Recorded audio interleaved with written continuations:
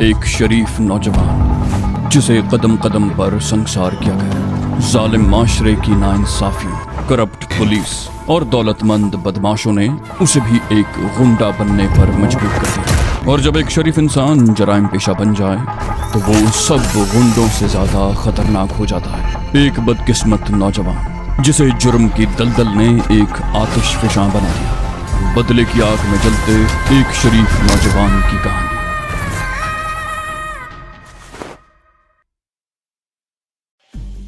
मोहम्मद उमर, तुमने ये तो बताया ही नहीं कि तुम्हें शहर कंधार से फरार क्यों होना पड़ा।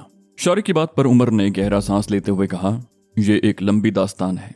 नौलखे ने गुफ्तगू में मुदाखलत की। बोला, सुनाओ यार। कोई आदमी माँ के पेट से मुजरिम पैदा नहीं होता, उसे हालात मुजरिम बना देते हैं।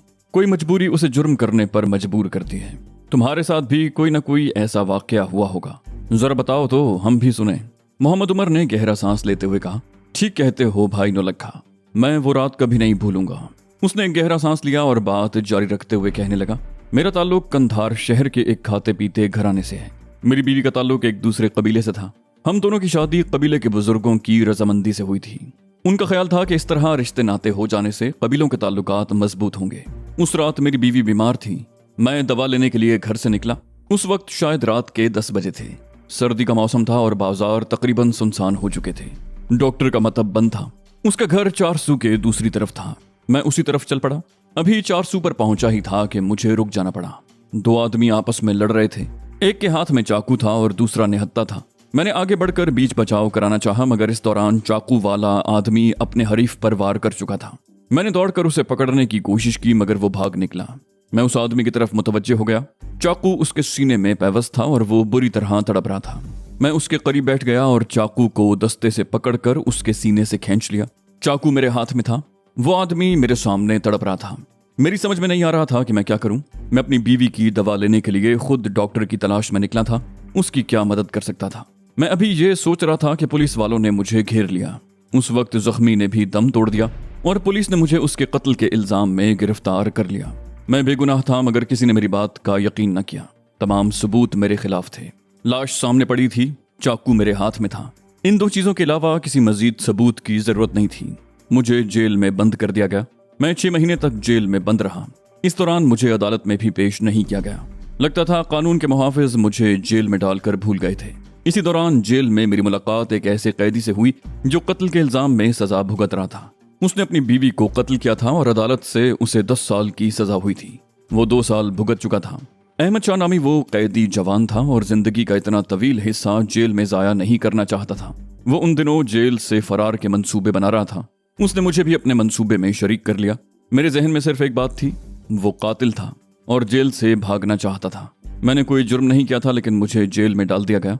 मैं भी अहमद शाह के मंसूबे में शामिल हो गया और फिर एक रात हम जेल से फरार हो गए। फरार की कोशिश में जेल का एक सिपाही मेरे हाथों मारा गया। जब मैं अहमद शाह के मंसूबे में शरीक हुआ था तो मेरा ख्याल था कि मैं जेल से फरार होकर सरहद उबूर करके चमन और फिर कोयटा चला जाऊंगा और घर वालों को भी वहीं बुला लूंगा। लेकिन सिपाही के कत्ल से मैं बदहवास हो गया। अहमद शाह भी घबरा गया था। इस घबराहट और बदहवासी में हम गलत रास्ते पर निकल गए और कंधार का रुख करने की बजाय हरात की तरफ जाने वाले रास्ते पर हो लिए। और इसका एहसास हमें बहुत बाद में हुआ। कंधार से चंद मील दूर निकल जाने के बाद हमें एक माल बरदार ट्रक मिल गया। ट्रक ड्राइवर ने हमें लिफ्ट दे दी, लेकिन रास्ते में एक जगह ट्रक रुकवा कर अहमद शाह ने ड्राइवर को कत्ल कर दिया। क्लीनर का गला मैंने घोंट दिया। अब मेरे हाथों 2 कत्ल हो चुके थे। मेरे लिए वापसी का कोई रास्ता नहीं था। मैं अहमद शाह का साथ देने पर मजबूर था। हरात से चंद मील पहले 2 पुलिस वालों ने हमारा ट्रक रुकवा लिया। वो ट्रक के कागजात चेक करना चाहते थे, लेकिन हमारे पास कागजात नहीं थे। अगर किसी किस्म के कागजात थे भी तो वो ड्राइवर के पास थे और उसके पास रह गए थे। वो दोनों पुलिस वाले भी हमारे हाथों मारे गए और हमें वो ट्रक भी छोड़ना पड़ा। हरात शहर में दाखिल होकर हम 3-4 रोज अहमद शाह के एक दोस्त के घर में छुपे रहे। अहमद शाह ने मुझे बताया था कि हरात के कुर्बो जवार में बागियों का एक गिरोह मौजूद है। वो उनसे राब्ता करना चाहता था और उसने गिरोह के सरगना को पैगाम भी भिजवा दिया था और जवाब का इंतजार कर रहा था। बिलाखिर हमें पैगाम मिल गया। बागियों के गिरोह के 2 आदमी हमें लेने के लिए आए थे। उस रात उनके साथ शहर से निकलते हुए पुलिस ने हमें घेरा। बड़ा जबरदस्त मुकाबला हुआ। अहमद शाह इस मुकाबले में मारा गया। गिरोह के 2 आदमी मुझे अपने साथ लेकर पहाड़ों में पहुंच गए। उस गिरोह में शामिल होने के बाद ये इंकशाफ हुआ कि वो सब लोग खूनी और कातिल थे। तुरखान मुझसे तकरीबन 2 हफ्ते पहले उस गिरोह में शामिल हुआ था। वो ताजिक था और तवील अरसे से अफगानिस्तान में रह रहा था। उसने ताजिकिस्तान में भी चंद कत्ल किए थे और काबुल में भी 2-3 आदमियों को मौत के घाट उतारा था। तुरखान शुरू से ही गिरोह का सरदार बनने के ख्वाब देखने लगा था। हमारा ये गिरोह वारदातें करता हुआ काबुल के करीब से गुजरकर गुरदेस की तरफ आ गया। कुछ अरसा पहले तुरखान को मौका मिल गया और उसने गिरोह के सरदार को कत्ल कर दिया। मूसा खान को उसने अपना नायब बना लिया था, लेकिन अरसे से मूसा खान भी सरदार बनने के ख्वाब देखने लगा था। मैं इस गिरोह से निकलना चाहता था, लेकिन जराइम की दलदल में इस कदर धंस गया था कि अब मेरा निकलना नामुमकिन हो गया था। इस दौरान तुम लोग आ गए। उस रोज शाहपरी के साथ जो कुछ भी हुआ वो पहली मिसाल नहीं थी। शाहपरी की किस्मत बहुत अच्छी थी, वो बच गई। उससे पहले आने वाली कोई लड़की इनकी हवस से नहीं बच सकी। मैंने तुम लोगों का साथ इसलिए दिया था कि तुम लोग शरीफ हो, बिला वजह किसी को नुकसान नहीं पहुंचाना चाहते। मैंने भी तुम लोगों का साथ इसीलिए दिया। अब तुम इस गिरोह के सरदार हो, अब यहां तुम्हारा हुक्म चलेगा। इन आदमियों में अब कोई भी ऐसा नहीं रहा जो तुम्हारे किसी हुक्म की सरताबी करे। उसके खामोश होने पर नौलखे ने कहा, इस दुनिया में ऐसा ही होता है मेरे भाई उमर। तुमने कोई जुर्म नहीं किया था, लेकिन तुम्हें मुजरिम बना दिया गया। हम भी ऐसे ही हैं, शौकिया तौर पर इस लाइन में नहीं आए, हमें इस तरफ धकेला गया है। हम भी अगर चाहें तो अपने ऊपर लगे हुए ये दाग नहीं मिटा सकते। शारिक बोला, ठीक है उमर, कल बात करेंगे, अभी तुम जाकर सो जाओ। मोहम्मद उमर उठकर चला गया। शारिक ने गर्दन घुमाकर इधर उधर देखा। समीना और शाहपरी सो चुकी थीं। वो भी दीवार के साथ नीम तराज हो गया और कुछ ही देर के बाद वो भी नींद की आगोश में पहुंच चुका था। जरावक के पहाड़ों से निकले हुए उन्हें 3 दिन हो चुके थे। इन 3 दिनों में शारिक ने अक्लमंदी का एक काम ये किया था कि गिरोह के दूसरे आदमियों को अरगून की तरफ भेज दिया और वो लोग खुद अरगून शहर के मीलों दूर से गुजरते हुए सरूबी की तरफ आ गए। गिरोह के आदमियों से पीछा छुड़ाने का यही एक रास्ता था।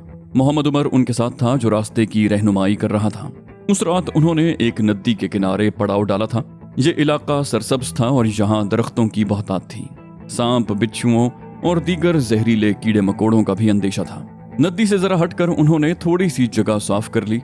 रात के खाने में सिर्फ सूखा हुआ गोश्त था जो आग पर भून लिया गया। खाने के बाद वो लोग काफी देर तक बातें करते रहे। समीना और शाहपरी सो गई थीं। नौलखा भी ऊँघने लगा। शारिक और मोहम्मद उमर उसके बाद भी कुछ देर तक बातें करते रहे और फिर मोहम्मद उमर भी ऊँघने लगा। शारिक को नींद नहीं आ रही थी। वो अपनी जगह से उठकर दोनों से तकरीबन 3 गज दूर नदी के किनारे पर बैठ गया और चांदनी में इधर उधर देखने लगा। हर तरफ सुकूत तारी था। शारिक का जहन माजी की तरफ परवाज करने लगा। वो सोच रहा था कि वो क्या था और क्या बन चुका था। वो कभी सोच भी नहीं सकता था कि अफगानिस्तान में किसी ऐसे गिरोह का सरदार बन सकता है जिसका हर शख्स एक नहीं कई अफराद के कत्ल में मुलव्विस है। इंसानी जिंदगी की इनके नजदीक कोई कीमत नहीं थी। शारिक को वो तूफानी रात याद आ गई जब उसकी आंखों के सामने उसके माँ बाप को बेदर्दी से कत्ल किया गया था और उसको कत्ल के इल्जाम में जेल में डाल दिया गया। जेल से निकलने के बाद वो शरीफाना जिंदगी गुजारना चाहता था, लेकिन कानून के मुहाफिज उसके रास्ते की रुकावट बन गए थे। वो पहले तो ये दुख झेलता रहा, फिर अपने रास्ते की तमाम रुकावटें हटाता चला गया और वो मुजरिम बन गया। फिर समीना उसकी जिंदगी में दाखिल हुई। वो समीना को दिल की गहराइयों से चाहने लगा। वो नहीं चाहता था कि समीना भी इस दलदल में फंस जाए। वो उसे इन मामलात से दूर ही रखना चाहता था, लेकिन हालात इस तरह करवट बदलते गए कि न चाहते हुए भी समीना इस दलदल में फंसती चली गई। माचा गुज्जर और लाहौर के 10 मनशियात फरोशों के मार के और फिर हाजी से मुलाकात। हाजी बहुत बड़ा बैनुल अक़वामी स्मगलर था। पूरी दुनिया में उसके राब्ते थे। शारिक उसके लिए खतरा बन गया। हाजी बज़ाहिर शारिक की दोस्ती का दावेदार था, लेकिन अफगानिस्तान की मुहिम पर भेजकर दरअसल हाजी ने उसके कत्ल की साजिश की थी। मलिक तोती खान ने मलिक फरीद और हाजी के बारे में जो इंकशाफात किए थे वो बड़े भयानक थे, लेकिन बहरहाल वो इस घिनौनी साजिश से बच निकला था और उसने तय कर लिया था कि लाहौर पहुंचते ही सबसे पहले हाजी से निपटेगा। ये सब कुछ सोचते हुए शारिक को मरियम और रजिया का ख्याल आया। मरियम ने उसके लिए बड़े दुख झेले थे। उसने अगरचे मरियम और रजिया के लिए ऐसा बंदोबस्त कर दिया था कि आइंदा जिंदगी में उन्हें कोई परेशानी ना हो। हाजी वाला मकान रजिया के नाम मुंतकिल हो चुका था। गाड़ी भी मौजूद थी। मरियम और रजिया के नाम लाखों का बैंक बैलेंस भी था, लेकिन अब उसे ख्याल आ रहा था कि हाजी ने उनके साथ भी कोई ज्यादती न की हो। शारिक ने फैसला कर लिया था कि अगर ऐसी कोई सूरत हाल हुई तो वो हाजी को जिंदा नहीं छोड़ेगा। यही सब कुछ सोचते हुए शारिक वहीं बैठे बैठे ऊँघ गया। वो एक पत्थर से टेक लगाए हुए था। उसने टांगें सामने की तरफ फैला ली और नीम दराज सा हो गया। वो शायद कोई ख्वाब देख रहा था। समीना उसके सामने बैठी थी। वो मीठी मीठी बातें कर रहे थे और फिर समीना ने अपना सर उसके कंधे पर टिका दिया। वो उसके बालों में उंगलियां फेरने लगा। समीना ने अपना चेहरा ऊपर उठाया। शारिक ने उसको अपनी बाहों में लपेट लिया। फिर दफतन शारिक को यूं महसूस हुआ जैसे उसका सांस घुट रहा हो। उसने हड़बड़ा कर आंखें खोल ली। वो अब भी किसी की बाहों की लपेट में था। शारिक ने अपना चेहरा पीछे हटाया और फिर उसका दिमाग भग से उड़ गया। वो समीना नहीं, शाहपरी थी। वो कोई ख्वाब नहीं देख रहा था, एक दिलचस्प हकीकत का सामना कर रहा था। शारिक के दिमाग में तेज सनसनाहट हो रही थी। उसे अपनी आंखों पर यकीन नहीं आ रहा था। उसकी समात से शाहपरी की आवाज टकराई, तुम कोई ख्वाब नहीं देख रहे हो। शारिक हकलाया, लेकिन तुम यहाँ क्यों? अगर किसी ने, शाहपरी ने उसकी बात काट दी, अगर मगर कुछ नहीं। पहली मर्तबा जब मैंने तुम्हें अपने बाबा के घर में देखा था तो तुम उसी वक्त मुझे पसंद आ गए थे। मैं तुम्हें चाहने लगी थी, लेकिन कभी मौका न मिल सका कि तुम्हारे साथ अपने दिल की बात कह सकूं। मैं समीना से भी डरती थी, लेकिन उस रोज तुमने मेरी इज्जत बचाने के लिए अपनी जान की बाजी लगा दी। मैं तुम पर भरोसा कर सकती थी। तुम ही वो शख्स हो जिसकी मुझे तलाश थी। तुम पहले शख्स हो जिसने मुझे मुतासिर किया। शारिक इधर उधर देखते हुए बोला, लेकिन अगर किसी ने तुम्हें यहाँ मेरे पास देख लिया तो कयामत आ जाएगी और समीना तो मुझे जिंदा नहीं छोड़ेगी। शाहपरी ने कहा, समीना तुम्हारी बीवी नहीं है। मेरा भी तुम पर उतना ही हक है जितना समीना का। शारिक उसकी बात सुनकर चौंक गया। बोला, ओ, समीना तुम्हारा बहुत ख्याल रखती है। उसे जब मालूम होगा कि तुम उसके हक पर डाका मार रही हो तो वो तुम्हारे बारे में क्या सोचेगी? शाहपरी ने कहा, मैं उसकी सोचों की पाबंद नहीं हूँ। मैं तो सिर्फ इतना जानती हूँ कि तुम्हें चाहने का मुझे भी उतना ही हक है जितना समीना को। शारिक बोला, मुझे यकीन नहीं आ रहा कि तुम वही शाहपरी हो। शाहपरी ने उसकी बात काट दी, बोली, मैं वही हूँ। औरत के दिल में जब प्यार जागता है तो वो बेबाक हो जाती है, उसे कोई डर खौफ नहीं रहता। शारिक बोला, तो तुम बेखौफ होकर यहाँ आई हो? शाहपरी ने भी मुस्कुराते हुए कहा, हाँ, मेरे दिल में किसी का कोई खौफ नहीं है। मैं बहुत दिनों से तुमसे बात करने का मौका तलाश कर रही थी। बिलाखिर आज मुझे मौका मिल गया। शारिक बोला, तुमने मुझे अजीब सी उलझन में डाल दिया है। बहरहाल अब तुम जाओ, अगर किसी की आंख खुल गई और तुम्हें मेरे पास देख लिया तो गड़बड़ हो जाएगी। शाहपरी ने कहा, ठीक है, मैं इस वक्त तो जा रही हूँ, लेकिन दूसरी मर्तबा तुम मुझे इस तरह नहीं भगा सकोगे। शाहपरी चंद लम्हे वहां खड़ी रही, फिर एक मुख्तसर सा चक्कर काट कर पड़ाव की तरफ जाने लगी। शारिक अपनी जगह पर बैठा उसे देखता रहा।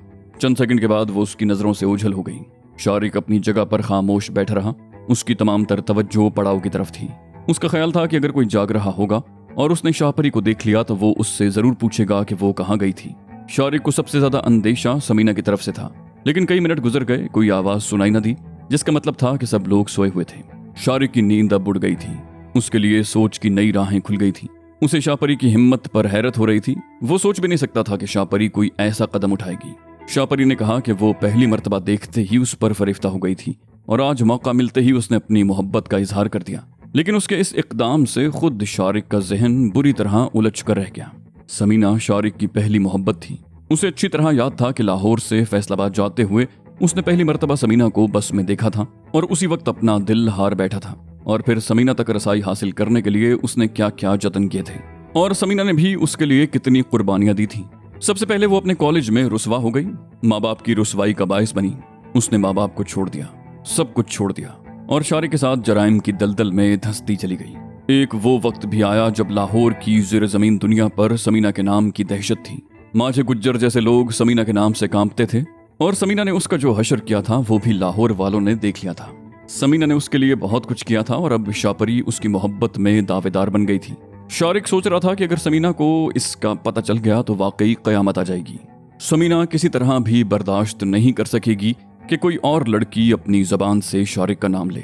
शारिक अपनी जगह से उठकर कुछ देर तक नदी के पास खड़ा रहा, फिर अपने पड़ाव पर आ गया। सब लोग सो रहे थे। वो दबे कदमों चलता हुआ अपनी जगह पर आ गया। उसके कदमों की आहट सुनकर समीना के करीब लेटी हुई शाहपरी ने गर्दन घुमाकर उसकी तरफ देखा। शारिक भी उसकी तरफ देखता हुआ नौलखे के करीब लेट गया। शाहपरी अपनी जगह पर लेटी उसकी तरफ देख रही थी। शारिक के दिमाग में चिंटियां सी रेंग रही थीं। शाहपरी की हरकत ने उसे अजीब सी उलझन में डाल दिया था। ये सूरत हाल आगे चलकर उसके लिए खतरनाक साबित हो सकती थी। उसकी समझ में नहीं आ रहा था कि उसे क्या करना चाहिए। एक मर्तबा तो उसने सोचा कि शाहपरी को समझाने की कोशिश करे, लेकिन वो अच्छी तरह जानता था कि शाहपरी समझने वाली नहीं है। उसने जिस बेबाकाना अंदाज में अपनी मोहब्बत का इजहार किया था, उससे अंदाजा लगाया जा सकता था कि वो अपना उठा हुआ कदम पीछे नहीं हटाएगी।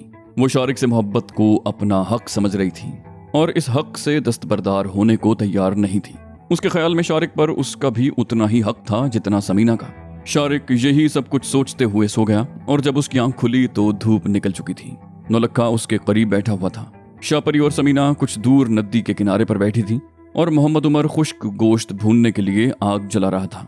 शारिक भी उठकर नदी के किनारे पर आ गया और मुंह हाथ धोने लगा। उसने महसूस किया था कि शाहपरी बार बार कनखियों से उसकी तरफ देख रही थी। नाश्ता करने के बाद वो लोग घोड़ों पर बैठ कर रवाना हो गए। शारिक को यह देखकर बिल्कुल हैरत नहीं हुई थी कि शाहपरी ने अपना घोड़ा उसके घोड़े के बराबर किया हुआ था। वो उससे कोई बात नहीं करना चाहती थी, लेकिन वो उसे मुसलसल नजरअंदाज कर रहा था। उसे अंदेशा था कि अगर समीना ने कोई बात महसूस कर ली तो वो कयामत मचा देगी। दोपहर को वो थोड़ी देर के लिए एक जगह पर रुके थे। खाना खाते ही उन्होंने दोबारा अपना सफर शुरू कर दिया था। तकरीबन 5 बजे के लगभग वो एक वादी में पहुंच गए। ये भी सरसब्ज इलाका था। बुलंदी से ये वादी बहुत हसीन लग रही थी। दरख्तों में जाबजा नदियां बहती हुई नजर आ रही थी। शारिक ने इधर उधर देखते हुए अपने साथियों से पूछा, वादी में उतरा जाए या यहीं पड़ाव डाल दिया जाए? मोहम्मद उमर ने एक तरफ देखते हुए जवाब दिया, मेरा ख्याल है यही जगह मुनासिब रहेगी।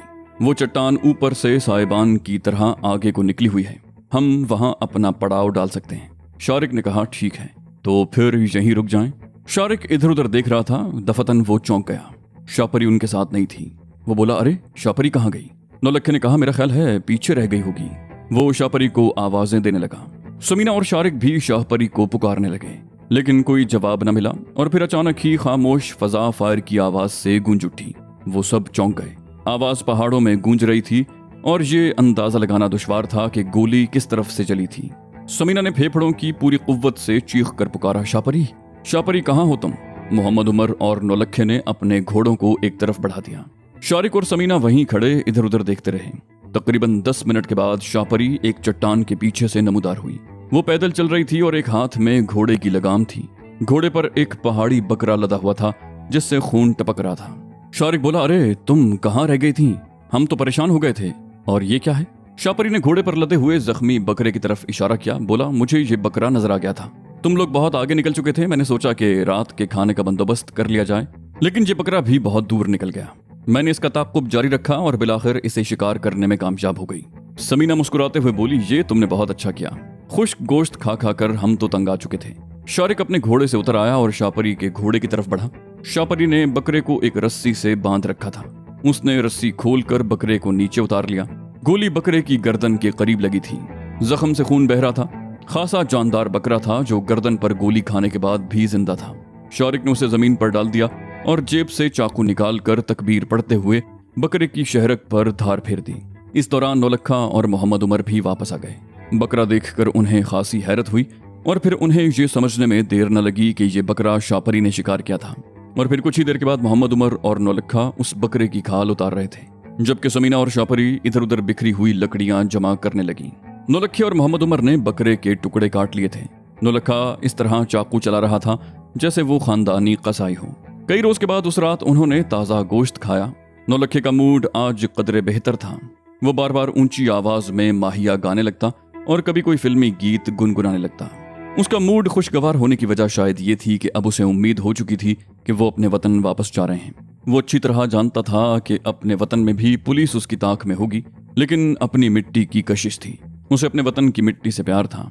उसे इत्मीनान था कि मरेगा तो अपने ही वतन की मिट्टी में दफन होगा।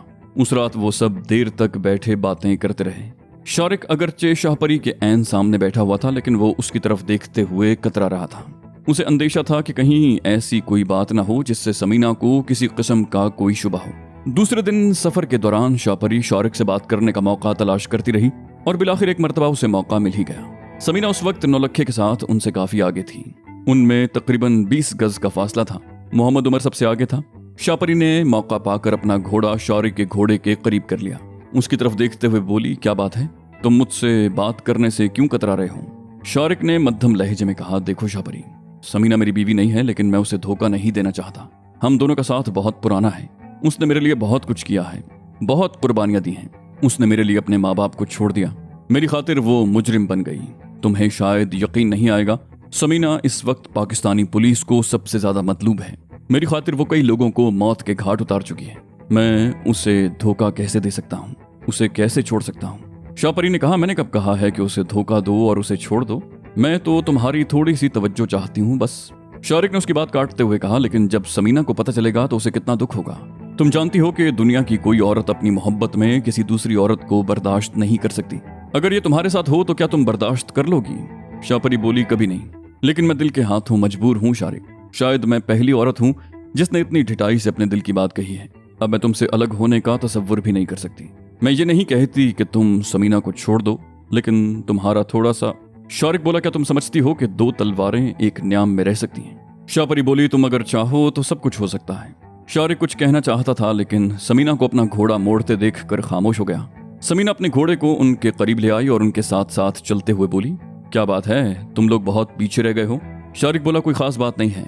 मैं शाहपरी से पूछ रहा था कि आइंदा के लिए इसका क्या प्रोग्राम है। हम तो सरहद पार करके अपने मुल्क चले जाएंगे, ये कहाँ जाएगी? समीना ने उसे घूरा, बोली, कहाँ जाएगी?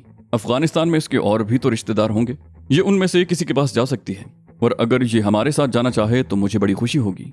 शारिक बोला, ये फैसला करना तो शाहपरी का काम है कि वो अफगानिस्तान में रहेगी या हमारे साथ जाएगी। शाहपरी गहरा सांस लेते हुए बोली, अफगानिस्तान में अब मेरा कौन है? माँ ने तुम लोगों के सामने दम तोड़ दिया। बाप और भाई मलिक तोती खान की हवेली में पुलिस के हाथों मारे गए। अब मेरा यहाँ कोई नहीं है। मैंने तुम ही लोगों को अपना सब कुछ समझ लिया है। अब मैं तुम लोगों का साथ कैसे छोड़ सकती हूँ? अगर तुम लोग मुझे साथ नहीं ले जाना चाहते तो। समीना ने उसकी बात काट दी, बोली, नहीं शाहपरी, हम तुम्हें अपने साथ लेकर जाएंगे। तुम हमारे साथ चलोगी, हमारे साथ रहोगी। शाहपरी बोली, क्या वाकई? शारिक को कोई एतराज तो नहीं होगा? उसका लहजा अजीब सा था। समीना बोली, शारिक को एतराज क्यों होगा? इसे तो और ज्यादा खुशी होगी। शारिक चौंक गया। क्या समीना को उन पर शुबा हो गया है? क्या उसने ये बात तंजिया तौर पर कही थी या वैसे ही कह रही थी? वो रात भी उन्होंने एक चट्टान के दामन में गुजार दी। शाहपरी की बातों ने शारिक को कुछ और बदहवास कर दिया। शाहपरी इस मामले में जिस कदर बेबाक हो रही थी, उसे देखते हुए ये खतरा पैदा हो गया था कि 2-4 रोज में कुछ न कुछ होने वाला है। वो अच्छी तरह जानता था कि ऐसी बातें छुपाए नहीं छुप सकती। वो खुद कितना ही मोहतात रहे, शाहपरी की बातें और हरकतें उसका राज खोल देंगी।